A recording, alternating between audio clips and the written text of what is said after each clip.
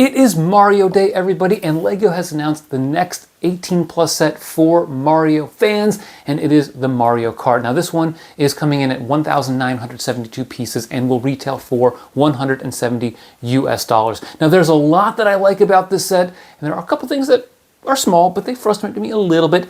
So I'm going to talk about those, and at the end I'm going to tell you a set that this reminds me a lot of from a couple of years ago that I think is a great comp. So let's go ahead and dive in with the things that little things that frustrate me. The first one is, of course, the lack of minifig. Lots of Mario fans want those minifigs, and we don't get one. Instead, it's yet another one where we don't have a minifig for it. So I wish we had that, and I know a lot of fans are hoping that we would get something along those lines soon with Mario. This one, not quite happening. The second thing that I find a little bit frustrating about this set is that there is no separation between the Mario and the Kart. You can't take him out and pose him next to it so you'd have the Kart and the Mario standing there. I wish we had that. I think it'd be really, really cool if that was a possibility, but these seem to be interlocked and one piece overall, or one display set overall. The third thing that frustrates me, and this is very, very minor, but I do wish that they had a side build, a small side build.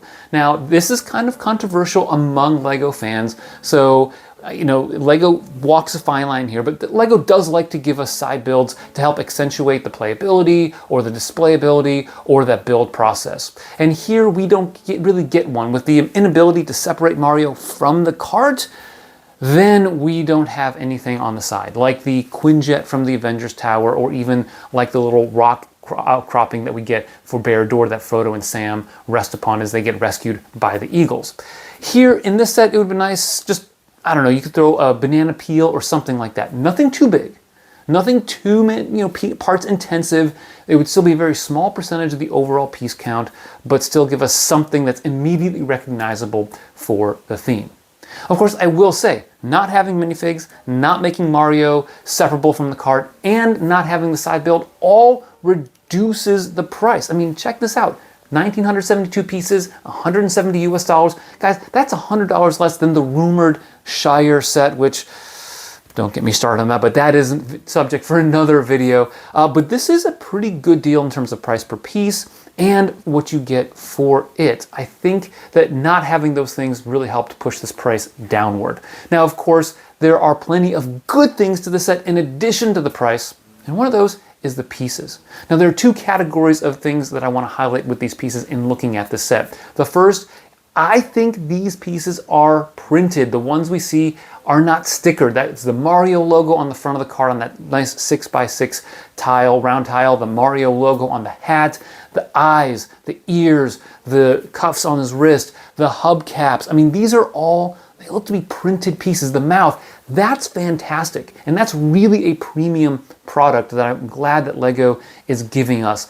Outside of the modulars, it's kind of rare to see a set with a number of printed elements in it and no stickers. Sometimes we see a little bit of a hybrid, or in the case of even Rivendell, Bear-Dor, we see a lot of stickers. And that's a bit frustrating, especially when they're on curved pieces. So the first element of the pieces, the printed. The second part of this that I really like is that we are getting some really cool pieces, either new colors or some new pieces. For instance, I don't recognize the nose piece. It looks really good. I think it's maybe some sort of dome piece that we've seen in other colors, maybe, hard to tell, but it is in that light flesh color for the first time.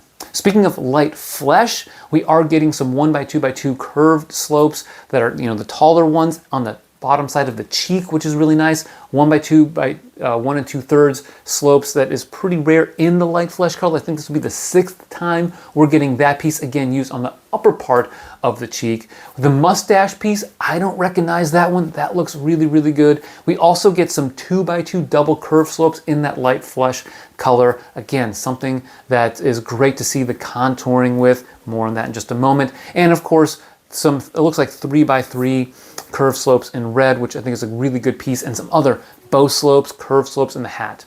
Now, these curved pieces that we're getting in light flesh especially, and other colors, leads me to the third thing that I really like about this set, and that is the contouring and the angles and the parts usage. Look, A modern Lego set, I think, has to do three things to really be engaging. Number one is to have nice parts usage. Number two, use a lot of SNOT techniques. And three, incorporate angles into the build.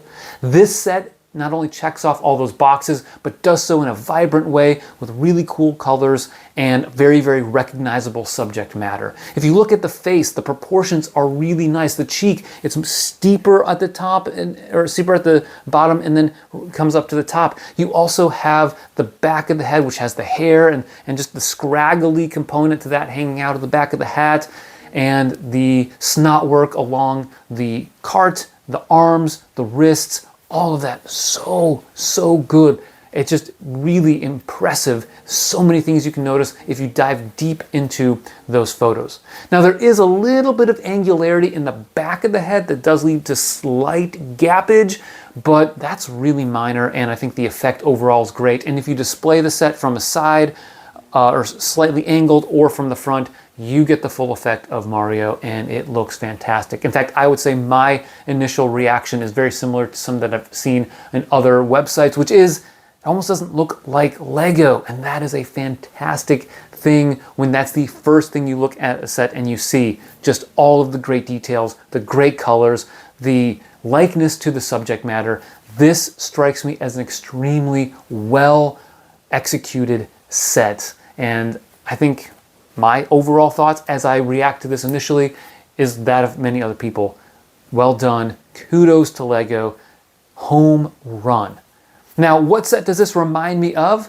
Well, when I see the Mario Kart, I see video game, classic, 80s, 90s, even to the 2000s subject matter. I think of the Pac-Man set from a couple of years ago. That one was instantly recognizable, had a lot of really cool angles and features to it, nice parts usage. And it really allowed us to immerse ourselves back into that nostalgic era for Pac-Man. Now I understand Mario Kart, still highly relevant, people play it all the time, and they're still coming out with new versions of it, so this is a little bit different. But in terms of just the smoothness of the angles, the bow slopes, the video game theme, just really struck me as similar to that. Now, is this a set that we plan on getting? Honestly, it's a great deal. $170 for almost 2,000 pieces. It depends on what else is coming out around that era. We know that the Shire is supposed to come out in early April, and that was going to be a must-get, but that price, I don't know, I'm waiting to talk about the price on that one until it's confirmed by Lego. There's also some stuff happening in June. We know that we're getting the mid-year releases and a lot of themes, so I'm kind of curious to see what that's going to bring about for us. But this is definitely an intriguing set, and even if I don't get it, I'm definitely along with a lot of other people that say, I may not get this set, but this is a great set. I'm glad Lego is giving us that and continuing from the NES system, the question mark block, the plant, and now this great lineup, and well deserving of our support. So I've got to run to some more things. That's why I can't get into a deeper dive, but I appreciate your time. Thanks for watching, and always remember to keep building together.